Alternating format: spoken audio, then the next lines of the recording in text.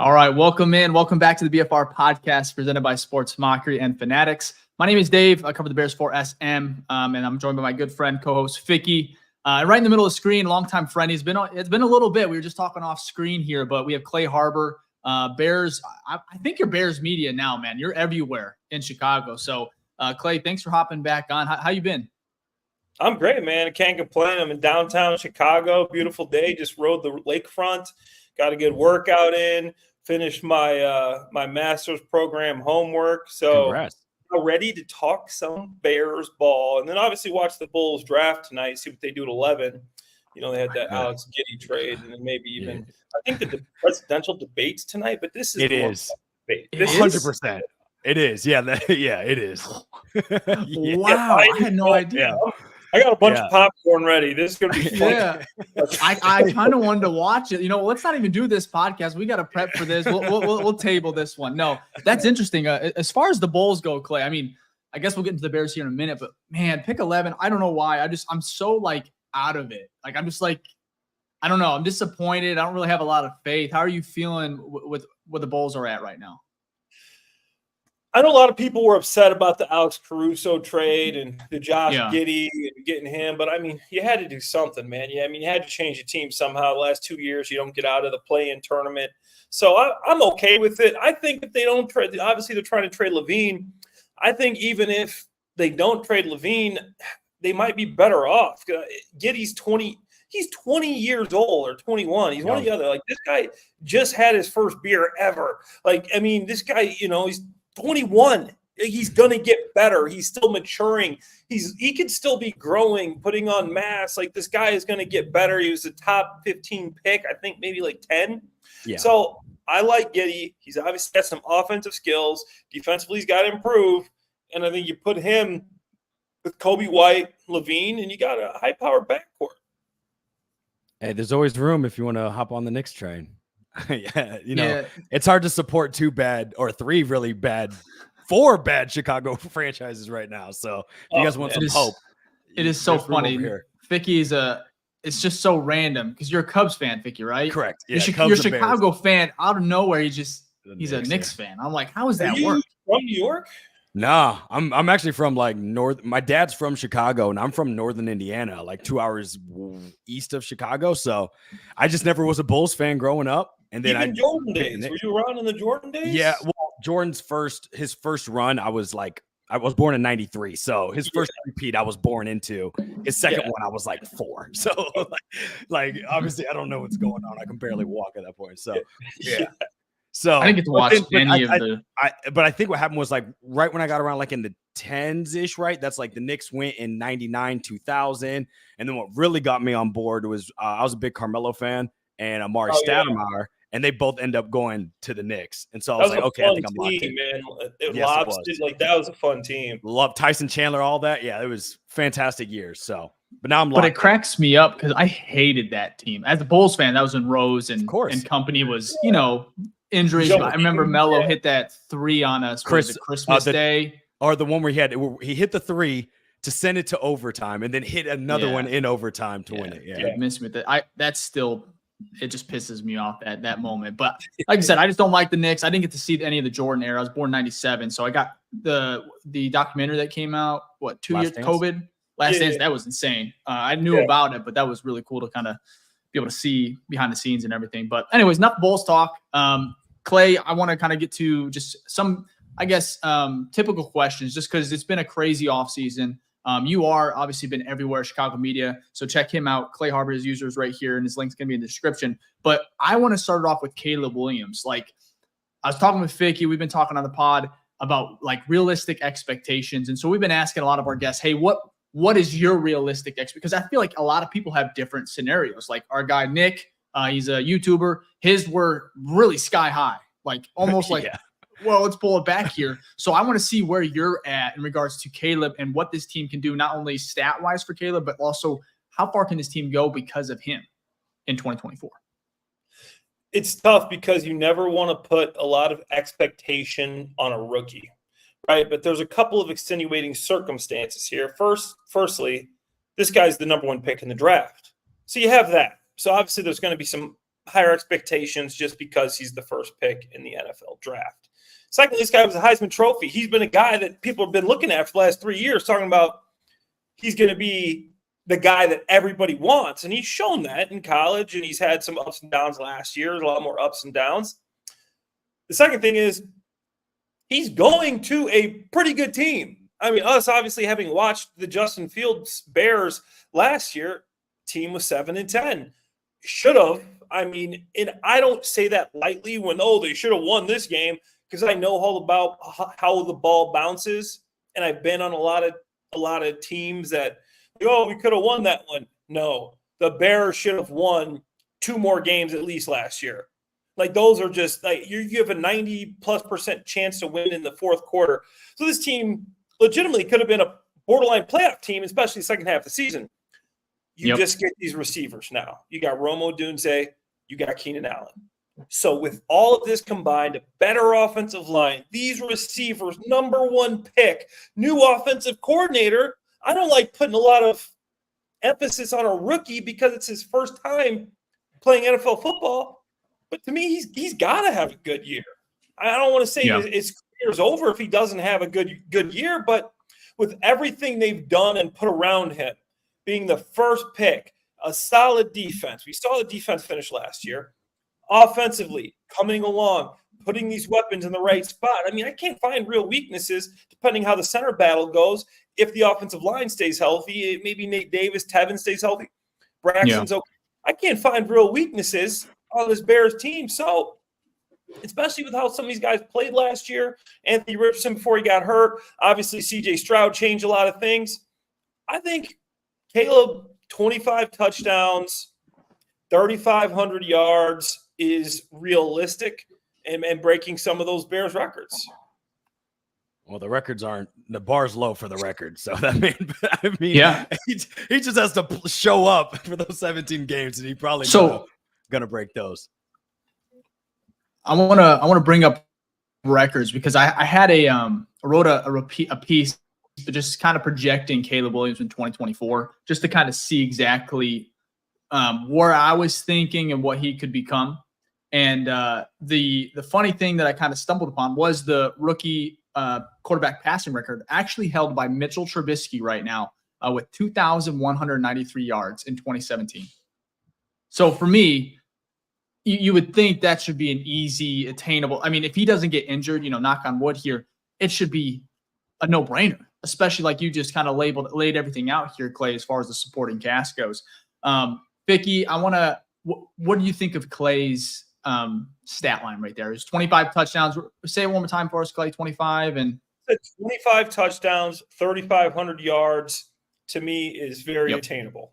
Yeah, I'd be ecstatic. I mean, look, again, it's almost like beggars can't be choosers. We have no leverage when it comes to a rookie quarterback in here. Like, I will be going crazy. Yes, if anyone gives me 25 touchdowns, and obviously it's not like a Jameson Williams for the Bucks. What was his name? Jameis Winston year where he has like 25 touchdowns and 25 interceptions. Yeah, right. We don't want that, right? If the ratio is a good 2-to-1 or something, even better than that, then I'm gonna be fine with that.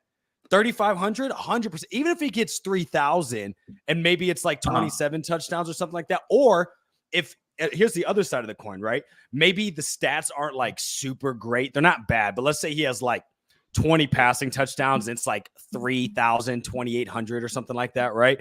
But they're winning games. I'm taking any of that. Sign me up for all of those options. What we just can't have, which I don't think is possible. And Clay, you can jump in here.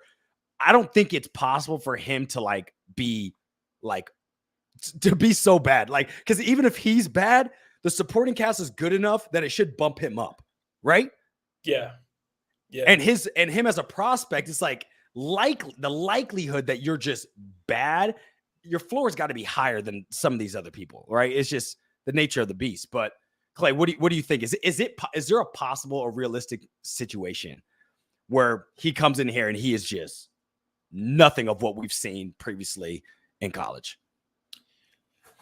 I don't think so, because what you get now with a lot of these guys with this NIL, you kind of get to see the type of person and player they're going to be once you hit the league. Like the thing I could see is maybe, all of a sudden this guy gets some money, he gets some stat. Now he's like, dude, this guy he's playing, he's making more money than every backup quarterback in the league last year. He's making more money than most guys on the team last year. So how he's made it. He's there. He has that. So he's still working hard. He's still got something pushing him that's not monetary, right? Some guys might get there, I made it. They take their foot off the gas pedal. He's already been that guy. So that's not going to happen. And then with the way he throws the ball, he's done everything. You can see him make obviously the off-platform throws. He can get rid of the ball quick. He throws a good ball. He can throw a deep ball. He's got good accuracy. So with everything they got in place, a solid offensive coordinator, a guy that knows how to – you saw what he was able to do with Geno Smith. I don't see how he's not going to at least be okay. I played with a rookie quarterback one time, and that was in Jacksonville. And I'll be honest, he was in camp and practice. He wasn't very good, and he didn't come into the year starting. It was Blake Bortles.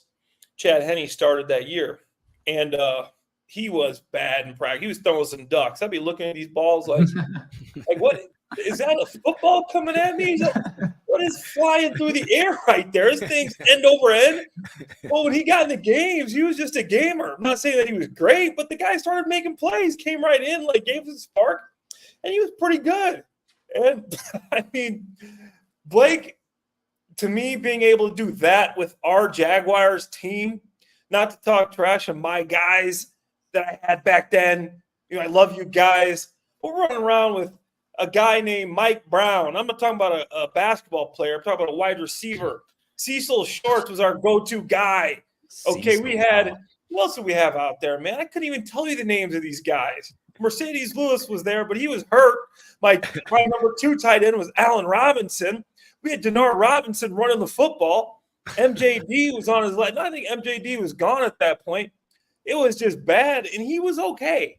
So you put what Caleb has around him, some good players, much better quarterback, better our offensive coordinator was awful. Jed Fish, one of the worst coaches I've ever seen in my life. I'm like, what are you talking about, Jed? He's actually got a really good resume. But Shane Waldron's a guy that's done it and shown it. So with all these things in place, I'm with you, Ficky. I don't think there's a way that he's just going to come out and just completely bomb. It's not going to happen. He's going to be okay, and if he stays healthy, he's probably going to break. He's going to break all the rookie records. I don't see how he doesn't break at least the yards or the touchdown record. Mm-hmm. Oh yeah, he should have every record at the end of this year. Underneath this should say Caleb Williams. I mean, and his goals are. He said it himself. He wants to do better than what CJ Stroud did last year, which is we saw it was the best season for a rookie quarterback ever. So the expectations are there, and I saw a comment here. I think it was on either Twitter or YouTube. Said his expectations, the way that he carries himself it's gonna right here. Pride and confidence alone will get him those numbers. And I think that's fair to say just because the talent's there. We all see it. I want to kind of keep it with Caleb here because you kind of set Bears Twitter kind of fire here, Clay. I don't know if you realize this. You posted a quote, and I watched the interview as well to kind of see what Jeffrey was saying here. And I guess he's one of the bigger trash talkers in the league. And Rick asked him, he talked about, what he's going to say to Caleb. And he said, painted nails. I can't wait to say that to him. I want to get your thoughts overall on that quote. And do you think that, because Caleb, he is, you said NIL, he's already a millionaire, superstar, Hollywood. I mean, week 1, it's going to be all about the Bears and Caleb Williams in that debut. And he's going to be the star of the storyline. Are you thinking not just at week 1, but this is going to be a constant thing, I think, week in, week out, starting with Jeffrey Simmons? Yeah. He's number 1 pick. He's got that Hollywood persona, People are going to want to sack Caleb Williams. They're going to want to talk trash. The guy with the painted nails and, the lip gloss stuff or whatever he's wearing. Is he wearing a cape, a dress? I don't care, man. Can the guy throw a touchdown pass? That's what I'm worried about. I don't care. But see, these defensive guys, and I know times have changed in the NFL, but, back in the day, that D-line room, they'd probably have like posters up of this guy, and like the D-line room was always a little bit off. Those guys were off. They weren't the most intelligent guys in the world. Let's just put it nicely, right? So they're saying all kinds of crazy stuff, just trying to get themselves hyped up to go after this guy. This guy's got painted nails, like whatever. There's going to be trash talk, and they're going to be hyping themselves up. They're sick of seeing it. We're getting a lot of play on ESPN and national shows right now because of Caleb Williams. And in the NFL locker rooms and stuff, you have the national shows on TV. So that's what these guys are watching in OTAs. They're probably sick of seeing this guy, right? Number one pick. Yeah. So that's going to be something that he's going to have to deal with. But I think he likes it, man. Yeah, he likes it. He loves it. Yeah. So he's a guy that I'm not worried about, like the trash talk getting to him or the moment being too big. And having a guy from a conference like this and being in the public eye, one thing that always worries me, say guys coming from a small school or a school that's not in the public eye as much, how's this guy going to react in Monday Night Football when he's playing against the Green Bay Packers and he can't hear himself think at Lambeau Field? Trust me, I'm coming from Missouri State. My first couple of years, I wish I could say that stuff didn't matter. I was like, man, where am I? Back in Missouri State, I'm waving to my mom, my grandma in the stands. We have 5,000 fans. Never had to use a silent count. You could always hear the full cadence, never too loud. So that stuff matters. He's done it. He's played in these big environments, just like Rome. Rome's in the national championship game making big catches. Like these guys can play. These guys can play in the biggest moments, the high leverage moments. So that's something that makes me even more confident for these guys, is because they've played in probably bigger stadiums and they're even going to play in the NFL.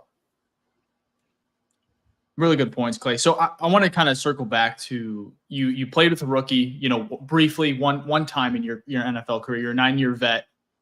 When it comes to Caleb, we've heard a lot of things that he might struggle with. What's something that we might not have heard that could be an issue for him, just either in camp or just even throughout the year, that could be a struggle early on that we might need to be patient with in regards to kind of his development? Or is there anything at all, just if there is? Yeah, the plays, man. And I mean, that's one thing. I mean, the playbooks is pretty tough. And not just knowing the plays, just for him, he's going to have to be able to, to give the plays in the huddle. It's not like you're looking to the sidelines anymore and you're just giving like a signal. Yeah. Okay, this is college. This is Ohio. We knew Ohio had an out route or something like that. Now you're tagging pretty much every position in a lot of these plays and the style of offense that McVay and Waldron run. It's a lot of tagged stuff, man. So it's going to be some long verbiage. When I played with Vince Young, I mean, this dude, I love Vince, VY, but he would probably get 2 or 3 plays right a game. So for us as players, we knew we had to know we had to decipher what Vince was trying to run. One time we were in a game, and he said, he comes to the line, and I don't know if you guys get this, but he goes, play pass right in the huddle.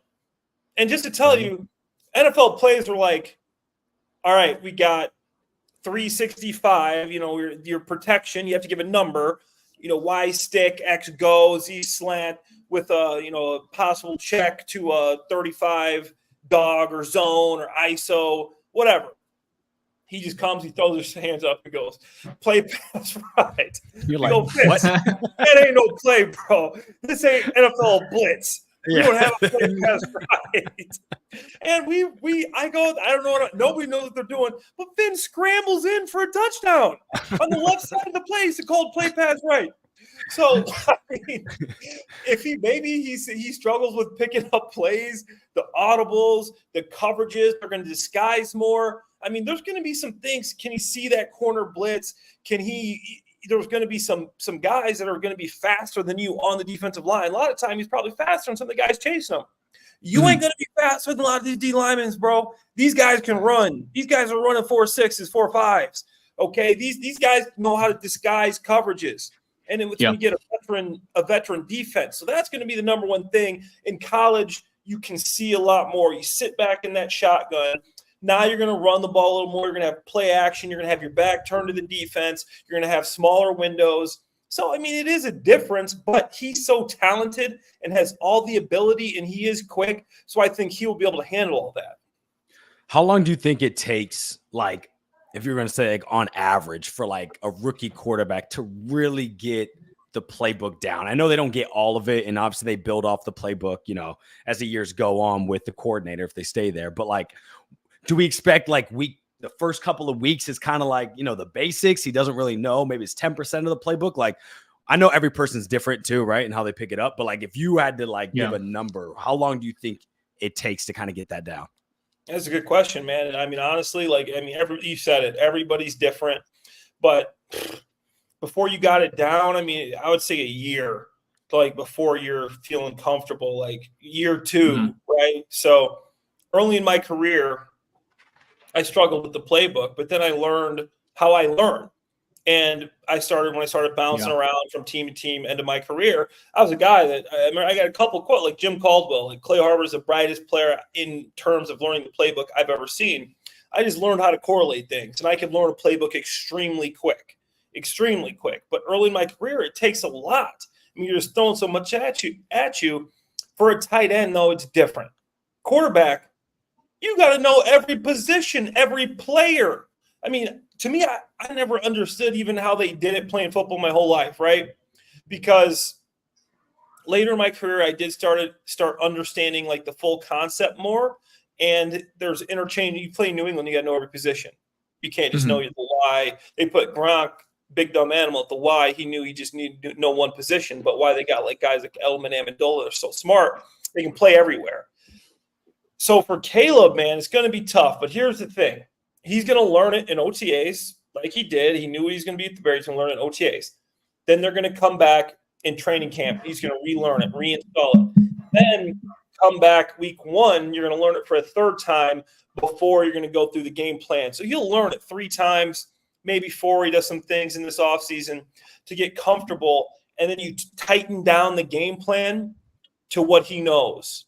And even if he doesn't know the full book that Waldron wants to put out there, you can still be successful with a tight game plan. Okay, what plays are you comfortable with? What the Patriots really good at? You start the week with like 200 plays. Like by the end of the week, you got like 40 plays that you are just real tight and real comfortable on, and you just know them so well. You just go out there and play confident. So even if it is a tight book, I think with all these weapons you got, man, these guys can win one-on-one coverage. And with being able to have the run game that the Bears have, that you're not going to be able to just sit back there with 2 high safeties the whole time. So somebody's going to get one-on-one. And sometimes it's simple as, okay, who's getting the one-on-one? And you got the Bears receiving core. Oh, DJ's one-on-one. I'm going to look this way, and I'm just going to trust that the one-on-one is going to be open and throw it to DJ. Oh, Keenan's getting the one-on-one in the slot. Okay, let me look him off, and I'm just going to go for Keenan.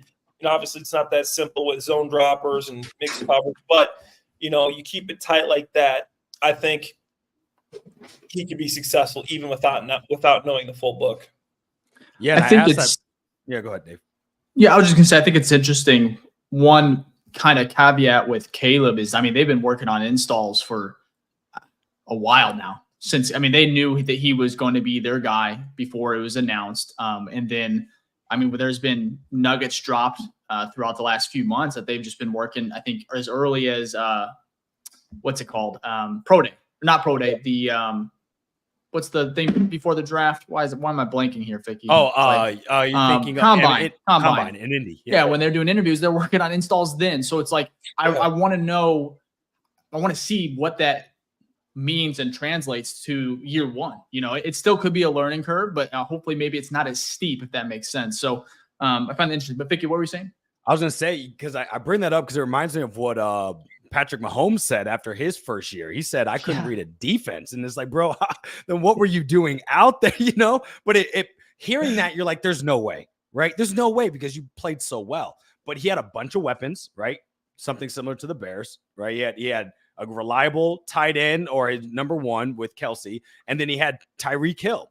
So maybe that was the case. Like Clay says, it's like, oh, you know what? I can trust Tyreek in open space. Just find him, throw him the ball. And then same with Kelsey. And so, you know, with all the information they have to digest, I'm with you, Clay. I'm like, I have no idea how you even do 40 plays of knowing all these players. And then, and credit to you as well, because like switching, like imagine learning a playbook and then literally you have to then relearn another playbook. Like And it could be, and correct me if I'm wrong, sometimes like the terminology may be the same if it's the same type of scheme, whatnot, but there's situations where it's like you learned English over here and now you have to learn Spanish over here. Is that right?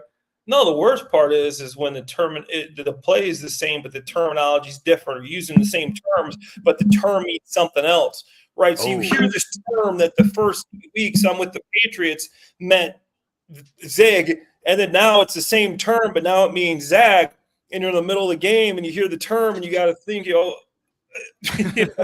which one am I going with here? So that was always the best part, was unlearning everything that you learned so you could relearn it and do it that way. But Dave, great point. That was one of the good things about figuring out the Justin situation early when they knew they were coming with Caleb, is they did get a head start on this install. And all that time matters, because as a quarterback, they need all that time, because your first year, he's going to be worrying about the plays. And like you said, Ficky, you're figuring out your offense. The second year is really when you start, okay, I know what I'm doing. You start to really piece together, what is this defense trying to give me? But also a good thing for the Bears having such a solid defense right now is the fact that Caleb gets to go against the defense. And also he's taking all the 1 reps. So when Justin's a rookie, the guy was just put up to fail. He wasn't taking – you're not playing against – you're playing against third stringers. This guy's going to be bagging groceries in a couple weeks, okay? And then you're not playing with the starters. You're playing with more third stringers. So just, bad all the way around. So now he's in the huddle. He knows he's going to be a starter, and he can mentally prepare for that. There's nothing worse than not getting the reps with the ones and then come game time being thrown in there. So now that they know he's a starter, there's no competition. So that's also something that, we've seen in the past, obviously with the Justin stuff, that just, we got to be thankful we don't have to worry about. Yeah. Thank God I know this regime wasn't here for that, but thank God they looked at that and said, okay, we learned our lesson, because that made you trade up for Justin, go from 20 to 11. And then he's third string. Typically, like, you may see some situations where he ends up being second string and it's like a competition and sometimes they win. Like, you think of like JJ McCarthy on the Vikings right now. He's not first string right now. Sam's their guy, but like at some point he could easily take over. But it wasn't even that. You're on third. Like, so if second string barely gets reps. Third string, you're not. Did you even touch the ball during practice? I don't know. Like, no, it made no sense. Scout team. You're just doing scout team reps. So that was. And then your first NFL game or start is against the Cleveland Browns, which their defense still good now, but you could say it was better then. And we all know how that game kind of turned out. Man. Brutal. Now, Clay, brutal. I want to talk about kind of like an X factor here. So a lot of weapons. We talk about some of the additions here. I want to know kind of your X factor that's not talked about a lot. So like, can't be Caleb, can't be Keenan Allen. Anyone in particular that you're like, okay, if this guy has a career year or just, something along those lines, this Bears team could be dangerous moving forward. Got a couple guys. I got DeAndre Swift is going to be my first guy. And he hasn't been getting talked about much, and people need to, like, he was a 1,000-yard rusher. I watched a lot of Eagles last year. I did some work in Philly. I worked with a couple podcast networks out there. So I watched every single Eagles game. Couldn't miss one. And Swift is really good. He's so good at making guys miss. He's got great hands. He's out there at training camp. He's bigger than you think. He's stronger than you think. He can break tackles. I think that Swift, if he can stay healthy and have a big year, it's going to be huge. He's a guy that can do everything. He can split out in the slot. So I think first X factor that he's not getting talked about a lot is Swift. And then I'll talk about our offensive guards, man, because we'll lump them both in. Tevin hasn't been able to stay healthy for a full season. Where's Nate Davis? What's going on with Nate Davis? I don't think anybody really knows. Is this the guy we thought we were getting? He's missing camp when you got a new offensive coordinator in there. So offensive guards, are they going to play? And are they going to stay healthy? And how are they going to play? Right? And then offensively from there, obviously Cardinal Wright had an okay year last year. He showed a lot of promise. He wasn't perfect. He battled through some injuries. He played tough. He's got to improve and show that he's one of these guys that can just be a cornerstone right tackle and lock down whoever's across from him. That's why you drafted him 9, right? And then defensively, I think one of the biggest things is Gervon Dexter. Justin Jones was pretty dang good last year, and nobody talked about it. He was pretty solid last year. He did a good job, and nobody talked about it. And now you have nobody there but Gervon Dexter. I mean, Zach Pickens can play some 3-tech too, but maybe you move down Demarcus Walker on third down situations. But Gervon Dexter, if he flops, and we saw he showed some things last year, an up and down year, but he showed some flashes. But if he flops and doesn't improve, it's not going to be good for the Bears because you need a good 3-tech in this defense. You don't got a veteran guy like Justin Jones at 3-tech. So Gervon Dexter is going to be big back there. And then I like our defensive backfield. I think Byard's going to have a good year, a bounce back year, and Philly was tough for him. I love our linebacking crew, TJ and Edmonds, obviously. And just basically, on defense, I just need to see something from Dexter, and maybe you bring in another edge. Because what happens if Sweat if he gets hurt? Don't even say it. If he gets hurt, we have nothing. Cancel the season. Yeah, we have nothing. I might go try to play edge for the Bears. They got nothing after him. So I'm like, dude, I'm surprised Ryan Poles let that happen and didn't just bring in a couple of depth pieces. I mean, something. I know maybe they're still like, you bring back Ngakoue. That's a possibility, right? Yeah.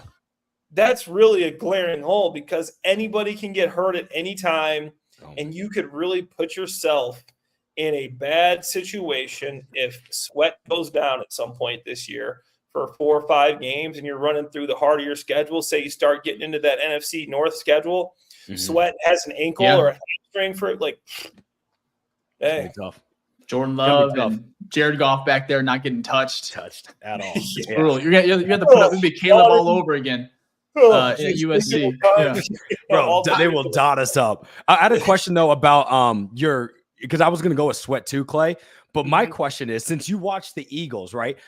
I do like the Swift signing. I think he is an upgrade for the running back room.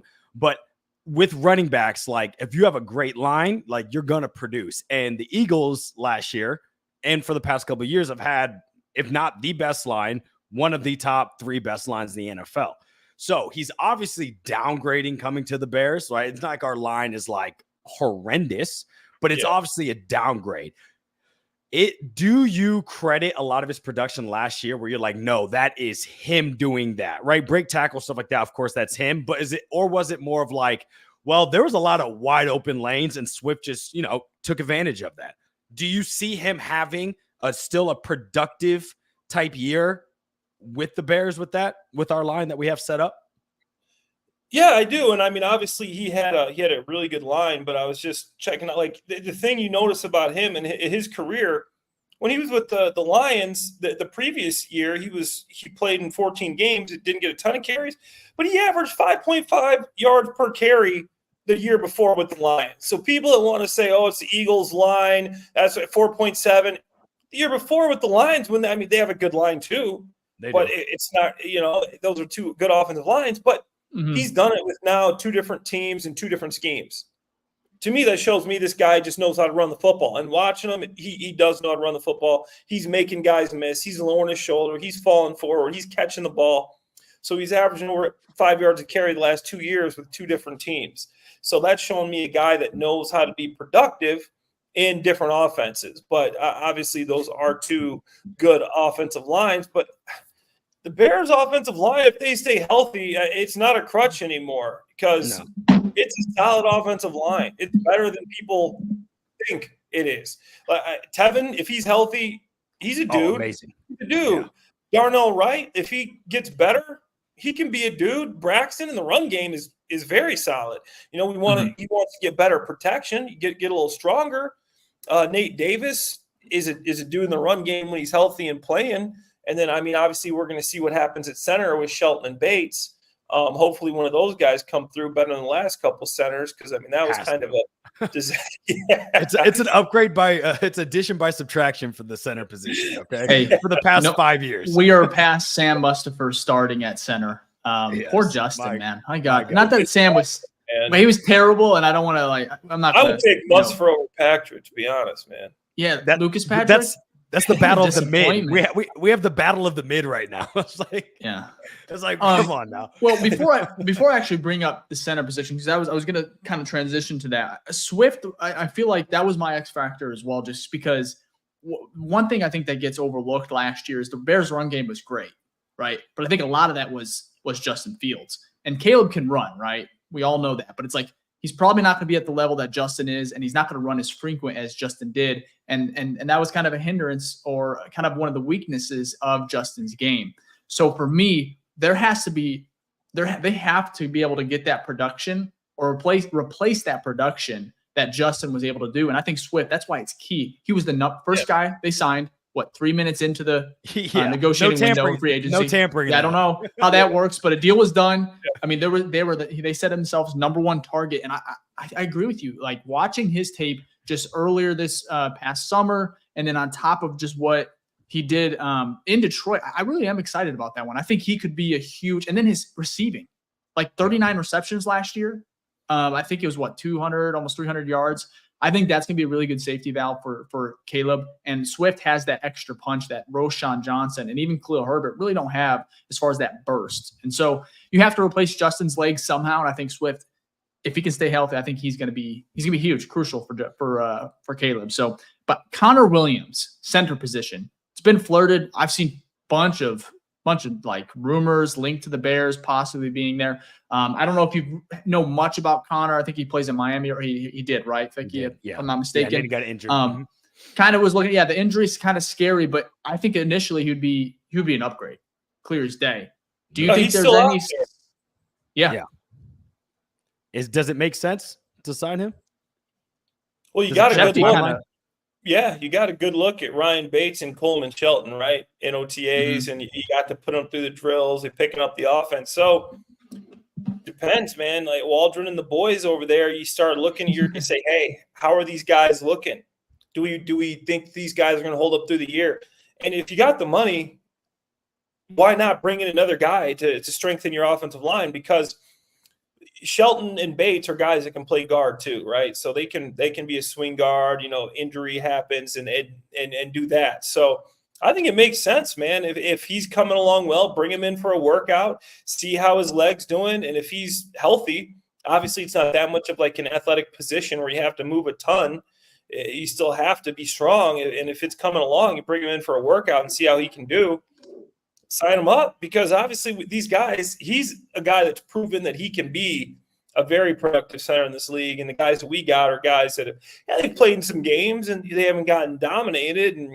But you're not excited about them. So I think, take the swing, man. And really, it's important for your quarterback to have a good center. You made a comment there that was very interesting. And it's that the coaches already have a view of these players kind of already because of OTAs and things like that. Do you feel, especially, and, I don't know if you've talked to coaches, and how they kind of analyze during that period, but do you really feel like you can get a good gauge on how good your team is this early on in the process? Or like an example, like some of these, like, let's use a prime example. Last year, Puka Nacua went crazy.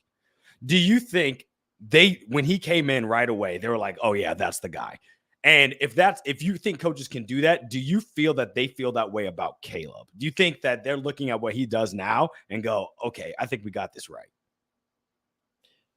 I think you can see some. Firstly, yes, you can see some guys, and for players, like right away, you start to see that some guys can play and some guys can't. And I'll be honest, though, that can change too. You come back from off season, some guys obviously get better. But positionally, it depends too, because say receivers and defensive backs, I mean, they're basically playing football. 7-on-7, you're playing football, you're running right. If you can run routes, get open, catch the football, that's what your game, that's what you're doing. That's what you're doing. You're doing what you're going to be doing in the game. So you can see if this receiver, if this defensive back, cornerback can cover, receiver can run route, because you're allowed to do that now. Back in the day, I know it's like a grandpa telling war stories, but you had a lot more contact with the OTAs. So you could get a little bit of a view on who is physical and who can play O-line and D-line. Nowadays, you can't really. You can see the steps and the athleticism, who's picking up the offense, who knows the offense, who's smart, who's not making the mental errors, knows the right calls. You can get all that down. Defensive, offensive line are probably the toughest ones to see. I mean, running back's tough because you can't break tackles. There's no tackles. Linebacker's tough. You can't tackle nobody. That's a big part of being a linebacker. Yeah. But the receivers and the tight end and stuff, you can see if these guys can play. Quarterback, you can see it a little bit. You can see, okay, is he picking up? Is he making the right reads? Is he getting the ball out quick? And you know who the ball should go to. As a player, as a tight end, you know you're playing right. When I wouldn't even have to turn around. So obviously, you turn around because you never know. But some routes, you see the coverage, not coming to me. That's how it should be. Everybody in the field should know where the ball is going. Okay, I see this coverage going to him. This design, this coverage, it's coming to me. This is going to him. Don't even have to turn your head down and look at the ball. So you get to see if a quarterback knows where the ball should be and where it's going. If he's throwing the ball here when it should be there, like, okay, that's a wrong read. If he's taking too long to throw the ball, you're 7-on-7. Like, okay, that's 5 seconds, man. 7-on-7, get the ball out. Obviously, the defense be cheating because they be back there in 7-on-7 at 15 yards safety death. You're not going to run the ball, but you can see it. You can see it, and what the guys like to do, and you guys know how it goes with free agency. There's obviously the first free agents, and there's another wave of free agency, and then before OTAs, there's a wave, and then typically before training camp, there's the final wave when you looked at your guys and you say, okay. There's a few guys that come back in the office. We should probably get another tight end, or for the Bears, we should probably bring in some depth at the end. Let's see what Yannick's looking like. Bring him in for a workout with maybe 2 other guys, and whoever looks the best. We need to have a little more depth. But for OTAs, we want to get a good look at our 5th-round rookie to see if maybe he can come in and do something this year. So bringing a veteran later, and I expect them to do that. Awesome. I love it. Clay, I want to end here. I want to have it's kind of like a rapid question session. Should be real quick for you. So I want to start real quick. Caleb Williams, Rookie of the Year, yes or no? Yes. Okay. Bears playoffs, yes or no? Just miss. Just miss? No. Okay, no playoffs. All right. Over, under 8 wins? Over. Okay. Yeah, that's fair. Just miss and probably get 9 wins, maybe. 9 wins, not just miss. It's just the NFC North, man. I think the Packers, that Jordan Love is really good the second half of the season. Thank you. The Lions Very good. Are a Super Bowl contending team unless 3 teams from the North make it. I think the Bears right now to me look like the odd team out, but it comes down how Caleb Williams plays. Because if he can compete with Love as a rookie, if he can compete with Goff as a rookie, then changes things. Yeah. Okay. All right. We got to hope that the NFC weak, the East, right, is garbage like they normally are. So only one team gets in. And hopefully because we've seen that where it's like that division had like their highest winner is like 9 wins. And it's not like they're stacked now. So if that's the case, maybe like a 9-win, 10-win team in still being the 3rd seed can sneak in, or the 3rd seed of the division. But I mean, it does suck that we have like a tough division. I think if Caleb's the guy and he's the guy right away, I think there's a 35-40% chance of likelihood of having 3 teams coming out of the North, because the NFC isn't the greatest, like you said, Ficky. There's some teams, some divisions that are, kind of dog. They're, dog water, not great. Okay. Yeah. So for me, I think the idea is if Caleb reaches his potential early and he just keeps growing and getting better with the schedule they have, I mean, I could see 3 teams coming out, which would be awesome. Yeah, great. I really like the schedule. Yeah. At first, I was a little disappointed with the division games. What were you saying, Ficky? No, I was actually going to ask him about that. Like, how do you feel about playing basically like your hardest and most important games at the end of the season? Because we don't play the NFC North till like week 11. Yeah. I was shocked. You have a rookie quarterback. Give me my hardest teams at the end. Yes, that's what I'm saying. You have 2 top 10 picks in your offense, or be playing. I have a rookie quarterback. If I'm coming to with Pat Mahomes, give me the toughest teams early. I don't want them to get ready. We got a new offensive coordinator, a new quarterback. I mean, you're trying to figure some things out still. I need time to figure that out by the time we get into the meat and potatoes of the schedule. So we got a rookie quarterback. If we got a veteran guy, Jared Goff, he wants to play against Caleb Williams the first game of the year because Caleb hasn't taken a snap. Goff's taken the hundreds, playing hundreds of games. So I love it. I think it's huge because he gets that time to improve and get better and better and better and better. So when he's playing against the better teams, he will have that experience to draw off of. Yeah, I agree. How long do you think it takes to because a lot of times, they'll say the first 4 weeks of the NFL season, it almost doesn't matter because the teams you see then doesn't necessarily mean how they're playing now does not equate to realistically what you're going to see. So with the rookie quarterback, a rookie with a new offensive coordinator, some new pieces, especially on the offensive side, right? When would you expect us to okay, this is kind of what we'd expect this team to be? When does it actually start? If you had to put it on a week. Yeah, I mean, it's going to take a few games for them to get the hang of it because nowadays, people don't really be playing in the preseason. The preseason is they don't use the preseason to me the way you should. You got young guys play. The young guys are playing, okay? Mercedes Lewis, you're in street clothes. No. You old. You ain't stepping on the field. Caleb in Rome, I'm playing those guys. Yeah, maybe something happens that you get hurt, but they need reps because the first game matters in the standings the same the last game matters in the standings. And if this division's going to be as tight as we all think it's going to be, those first games, the Titans, the Jags, you're playing against the AFC South, you got to win some of those games. The Texans going to be tough team this year. So you got to pull a couple of these games out if you want to be in that race at the end of the year. But I would say it's 3-4 games. You finally start, okay, you get your routine down. You know what you're doing when you come to the locker room. You're used to when you go out to the field. When you come back to the field, the stuff seems small. But to the players, it's finding that routine and knowing exactly what you're going to be doing at the time, leading up to the game. The night before, you're at the team hotel. You got your pregame meal. You're going to bed at this time. You're going over these plays at this time. You're waking up. You're going to breakfast, and you're going back over the plays. Okay, you're maybe getting your last little peek at film. You should probably do that a little earlier. But just figuring out that routine to where now you're not even thinking about it. And you're just going through it, and you're just doing the same thing every week without even thinking about it. And that's when you start to get at your best, and it takes a few weeks for that to really lock in and you to feel like you're just in a groove.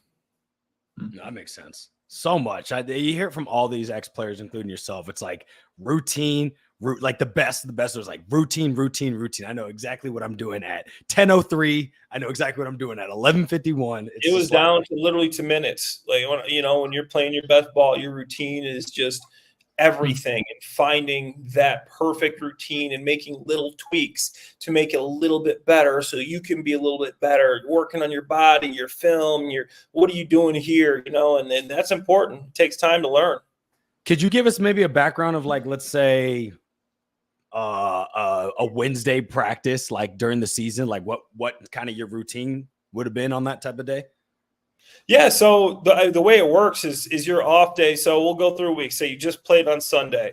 So you come back in on Monday, you watch the tape, you make the corrections, you get a run in with, say, offense will go get a run. The defense is watching the tape. You switch, offense is watching the tape, defense run. You get a little lift in. You'll go through the plays. You'll really go over the previous week. And then Tuesday's your off day. Your off day is Tuesday, but typically the players come in and you get your lift in, get a run, maybe talk to your position coach. Okay, here's what we're thinking. And I would always be a guy that they would send the game plan. Each week you have a different game plan. They send the game plan over on Tuesday.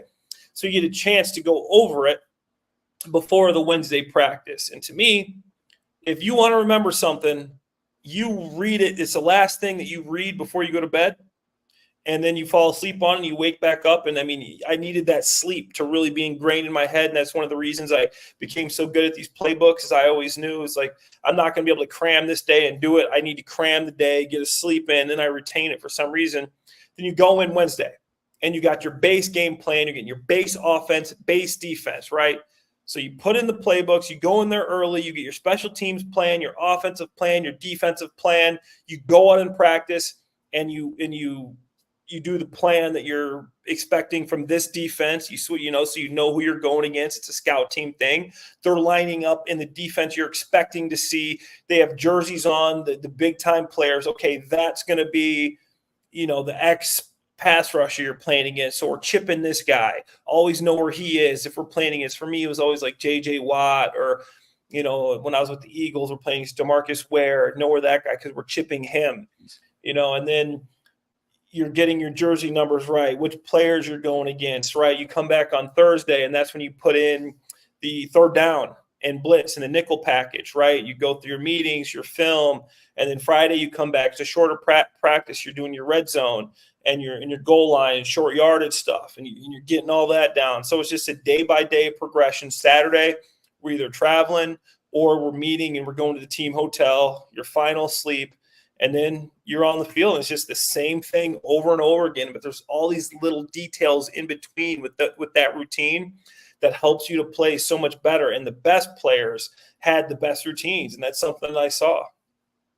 That's crazy. Like that we, as a fan, we show up on Sunday, we sit our ass down on a couch, and we click a remote, and we enjoy the game. You know what I mean? But we don't think about every step along the way for you to even know the first play of that game and all that, came into that. So that's why I kind of want to break it down so our users can know that, like, next time, we might be getting mad at a player on the field. There's a lot that goes into your first it being successful. So that last Saturday meeting, you're in there, you're the offense, and you're always looking forward to seeing what the first 15 is going to be the next day. Because you're saying, okay, am I starting off, like, for me, it was like, okay, how many 2 tight end sets are we going to be in? But then you're going to see how we're going to attack these guys. Your first 15, it's okay, where we got 10 runs scheduled. And obviously that wasn't like a structure, like strict. I mean, you could bounce off the first 15 if something happens, field position, but you kind of knew which plays they were thinking. And it was always like, okay, you see the first 15, we're going deep that first play. And I'll remember one of my favorite plays, Michael Vick, we're playing against the Redskins. They were called at the time Commanders. Now, I don't know if you guys remember this game. Monday Night Football, Eagles, Redskins. LaRon Landry, Deshaun getting to it before the game. Vick goes deep to Deshaun. The first play of the game. I remember that. Dude. This is one of my first games I'm playing. I'm a rookie. Brian Arakpo had been killing people. And I see this play, man. I'm like, dude, you're making me block this man one-on-one. Like, come on, dude. Like, I got this one-on-one block. And next time you see that highlight, it was just Michael Vick's birthday. They were showing it everywhere. I got away with a hold, but I got the job done, man. I was supposed to get called for a hold when Vick launched that ball. And random story, but yeah, it's the first 15. No, but I mean, Brian Arakpo, and that's your first assignment, and it's solo one-on-one. That's what I'm like these are offensive coordinators that obviously know what they're doing, but sometimes you look and you're like, that, like, as a fan, I'm like, that doesn't make sense, right? Yeah, with the tight end. And it was play action, so I'm like, my only hope is I sell this run and he takes it. Because if he pass rushes me, I'm not going to block him. It's done. But he took the bait for Were you 82? 82 and on the Eagles, I'm looking at the play right now. I think, you did well. I mean, the play worked. It worked. Hey, look, no flag. No flag, so we'll take it. It's awesome, Clay. Oh, we do have a question, a last one here for you, Clay, from one of our OGs in the chat, Mr. James. He says, what was your welcome to the NFL moment? Welcome to the NFL moment was DeMarcus Ware. They didn't give me the sack, but I should have got the sack. He pushed me all the way back into Michael Vick. Then he tackled me and Vick at the same time. So, like, my body was the person that sacked Vick. So I didn't get the stats. Demoralizing. But yeah, dude. And the worst part was when I came to the sideline, like, nobody was really mad at me. Like, you want your coach, you want your family. Like, if you mess up, like, you want your family to be disappointed or your coach to be like, man, you can do that. They were just like we should have left you on.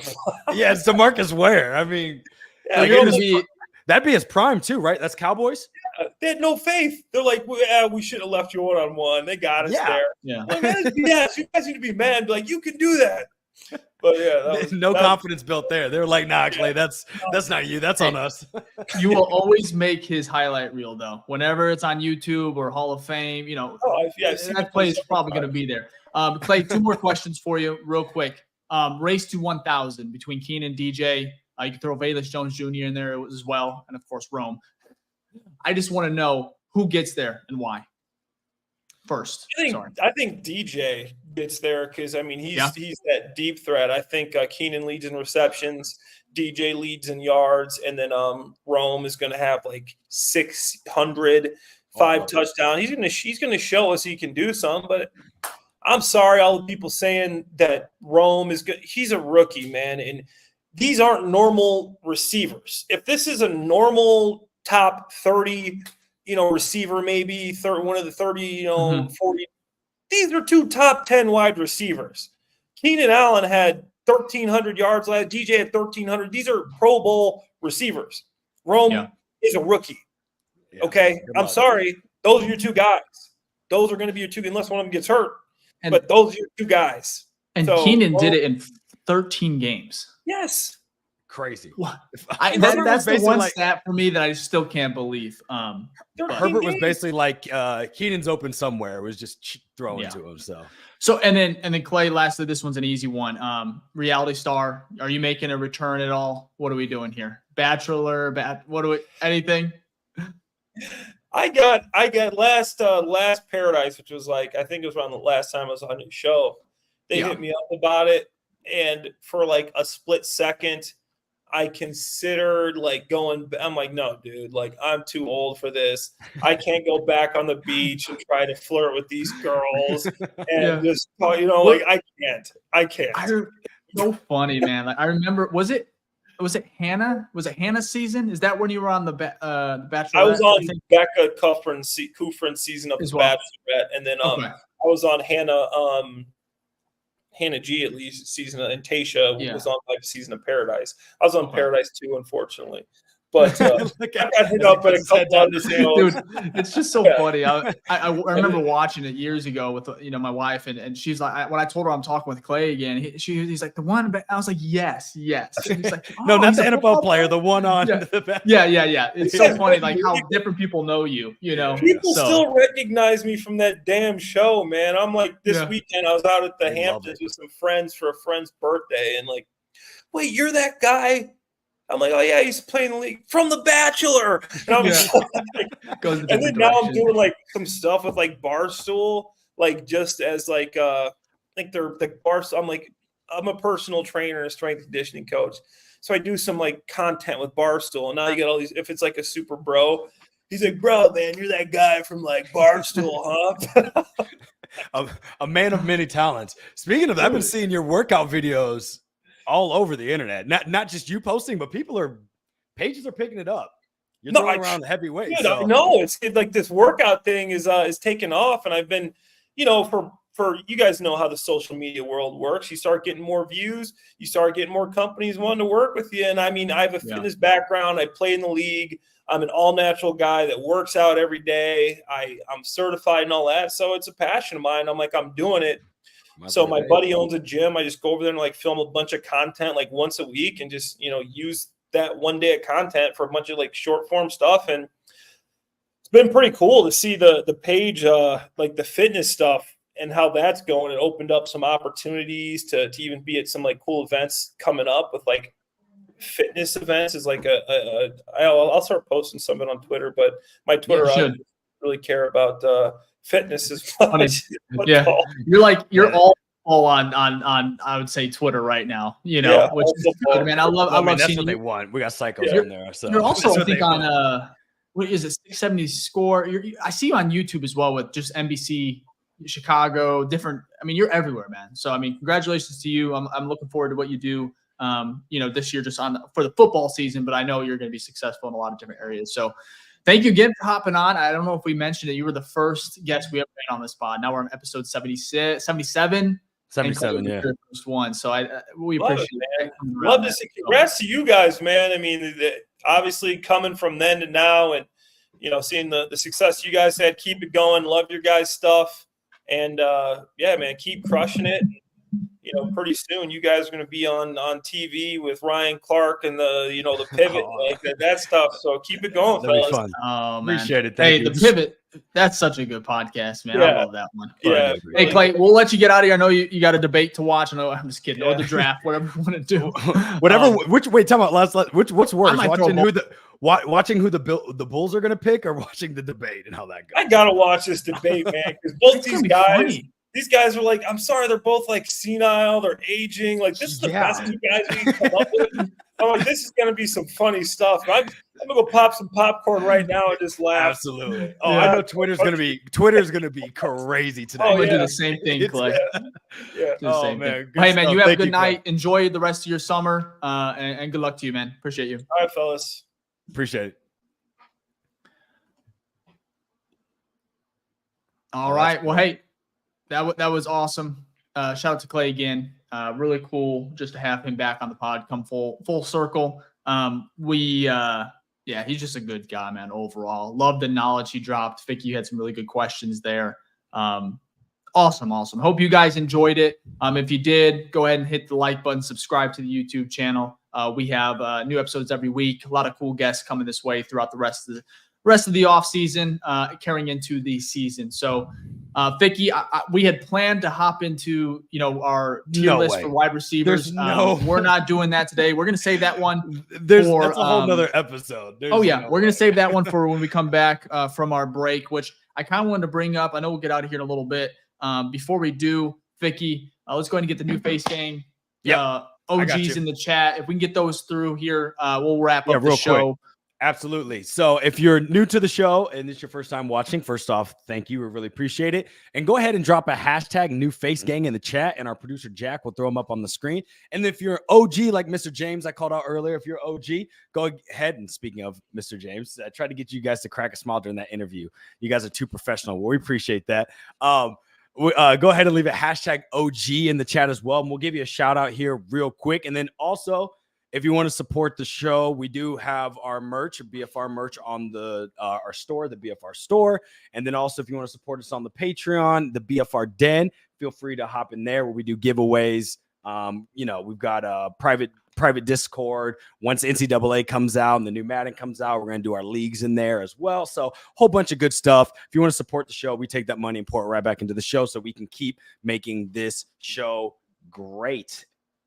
And also, thumbs up and subscribe as well. We really appreciate that. Tito here with the erroneous Jack. I love it. The best part is that Jack has to literally see that comment and then put it up himself.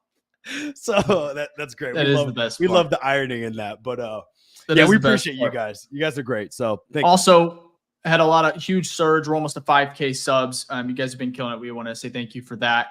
Just a little update. We're probably going to take about a 2-week hiatus, I think.